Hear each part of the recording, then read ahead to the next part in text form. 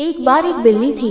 वो बहुत ही चालाक और चौकस थी और उसकी इसी चालाकी और चौकसी को देखकर चूहे भी सावधान हो गए थे और अब चूहे बिल्ली के हाथ नहीं आ रहे थे। एक समय ऐसा आया कि बिल्ली भूख के मारे तड़पने लगी। एक भी चूहा उसके हाथ नहीं आता था, क्योंकि वो उसकी आहट सुनते ही तेजी से अपने बिल में छुप जाते थे। भूख से बचने के लिए बिल्ली योजना बनाने लगी। तभी उसके दिमाग में कुछ आया और वो एक टेबल पर उल्टी लेट गई। उसने सभी चूहों को ये सोचने पर मजबूर कर दिया कि वो मर चुकी है। सारे चूहे बिल्ली को ऐसे लेटा हुआ अपने बिल से ही देख रहे थे। उन्हें पता था कि बिल्ली बहुत चालाक है, इसलिए उनमें से कोई भी चूहा अपने बिल से बाहर नहीं आया।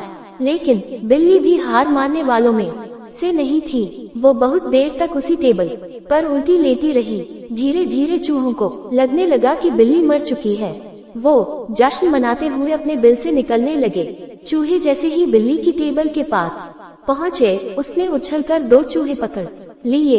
इस तरह बिल्ली ने इस बार तो अपने पेट को भर लिया, लेकिन चूहे अब और भी ज्यादा सतर्क हो गए। 2 चूहे खाने के बाद बिल्ली दोबारा भूख से तड़पने लगी, क्योंकि चूहे अब बिल्कुल भी लापरवाही नहीं बरतना चाहती थे। इस बार पेट भरने के लिए एक बार फिर बिल्ली को योजना बनानी थी, लेकिन इस बार छोटी योजना काम नहीं आने वाली थी। इसलिए बिल्ली ने अब खुद को पूरे आटे से ढक लिया।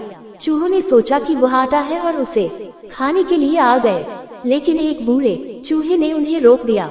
उसने ध्यान से आटा देखा तो उसे उसमें बिल्ली का आकार दिखने लगा। तभी बूढ़े चूहे ने हल्ला मचाना शुरू किया। उसने कहा, सब अपने बिल में चले जाओ, यहाँ आटे में बिल्ली छुपी है।